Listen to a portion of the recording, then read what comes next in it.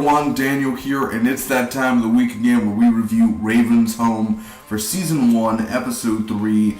Now, before I get on the recap and the review, I do want to say I'm sorry for the angle. I don't like looking down upon. I usually like looking straight ahead. I don't have a chair in here right now. This is the place where I can record at the moment. Believe it or not, if you've seen my previous videos on the channel recently, flowers in the background, this is the same wall. This is the same area. Painters, we're getting ready to sell the house and all that. The flowers are gone. It's painted. So, I like the background better, this background more. Anyway, let's get on to the recap for this episode. I believe it's called like Baxters Get Bounced or something like that. And I'll tell you the recap as quick as I can, and then I'll give you the pros, cons, and final score.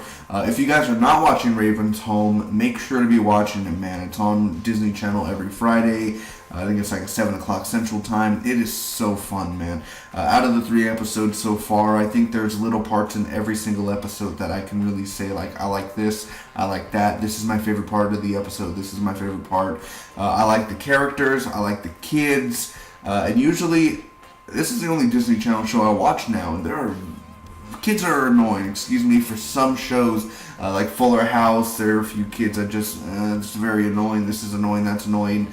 This, at least, I like the kids for some reason. The chemistry, it feels real. It feels like it's a brother and sister. The feeling's there. Long story short, Chelsea is horrible at cooking. Raven is a fashion designer, the thing she's always wanted to be. She gets called into work. Her son Booker ends up breaking the dishwashing machine, and he ends up calling the landlord. Now, Raven says not to call the landlord because if he finds out that Chelsea is living there with her son, there's not supposed to be 2 families living there. There's only supposed to be one, that they can end up getting kicked out or fined more, where it'd be $2,000 a month for rent, and that is absolutely absurd.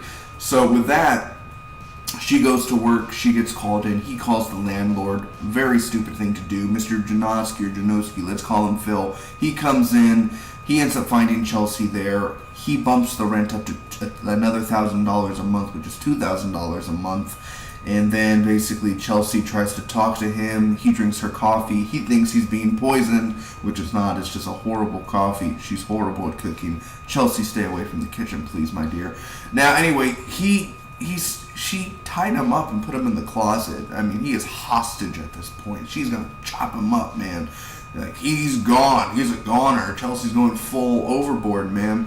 And basically, on the other side, Chelsea's son is playing with his drone. That girl comes out, hits it with a bat for some reason. They find a witch, which is not a witch. It's just an old lady in a room who has a bunch of dolls. A little bit creepy, but a very lovely lady. And it's actually Mr. Janoski, whatever, Phil, the landlord. It's his mom. So anyway, at the end, he gets out of the rope and everything, and Raven comes in and he says, "You all are crazy. I want you out." No, the mom comes in. She ends up putting it straight and says, "All I see is one family." Tears coming down my eyes.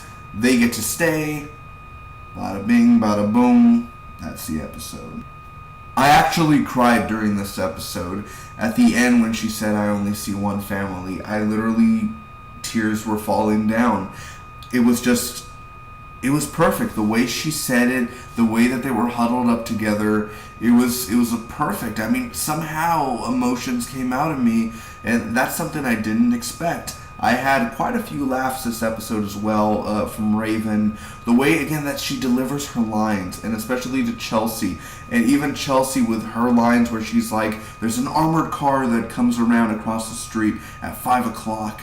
If the other guy goes inside and the other person stays in the car, if I go up to him, I could ask him for a job." And I'm thinking robbery or something, but the way they twist it and turn it, man, I think this is so fun, and I absolutely love this episode. It's a really good episode. It's not great, but I think it's really good, and I love the humor. There's different things that I see differently, honestly. With Chelsea's son, I think very mature. I think he's my favorite character in the show besides Raven and Chelsea. He's definitely my favorite kid actor in the show. and then we would go to Raven's kids and then the other girl from across the room, or across the hallway.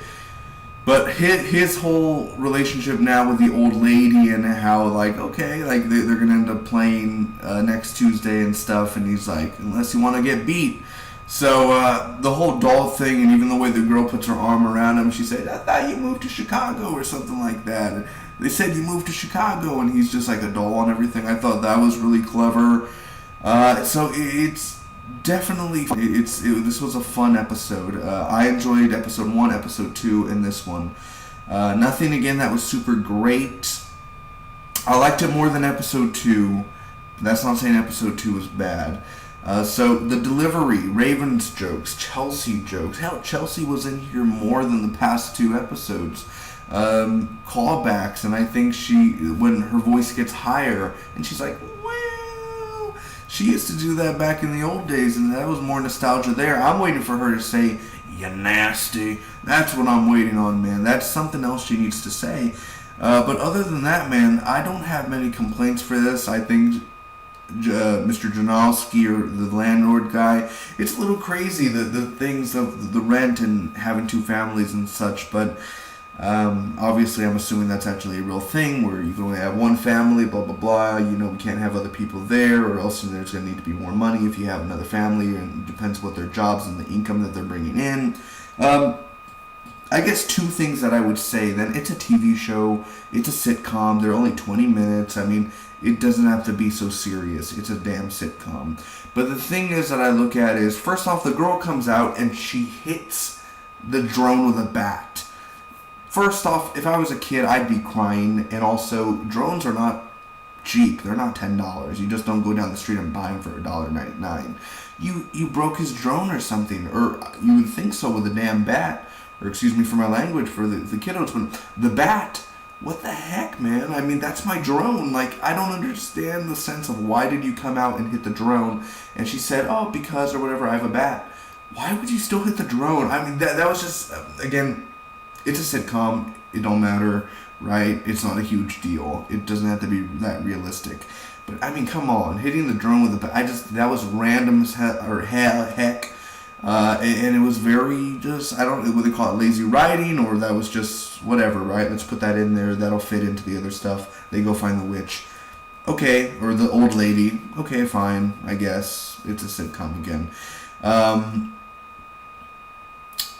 And then why would Booker call the landlord? Because if I was a little kid, I wouldn't call the landlord. I would be too scared. I'm a shy person. I guess he's not a shy person, but as a kid, why would I call the landlord to fix the dishwashing machine? What would it matter? Just go play games or go outside or something. Why would you do? I just don't understand that whole setup there. And those are nothing that ruined the experience of the show. I still had a very fun time with it. This is just stuff I question, because in a review, I have to believe you have to at least question some things. And that's what I'm kind of questioning there. Those are the 2 things where I want answers for those. Why'd she hit the bat? Truly, why did she hit the bat? And why would he call the landlord? Just go play a video game or something. Who cares about the dishwashing machine? Save your chores for later. You know what I mean? Go outside. I don't know. Go play with the dirt or something outside, man.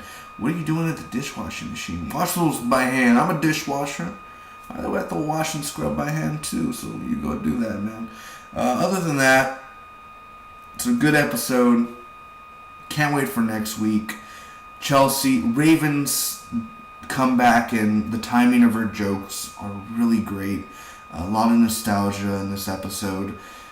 The high-pitched voice, Chelsea being horrible at cooking, and her doing her little cute faces, and like, what are we talking about? So all of it, again, such a good episode, man.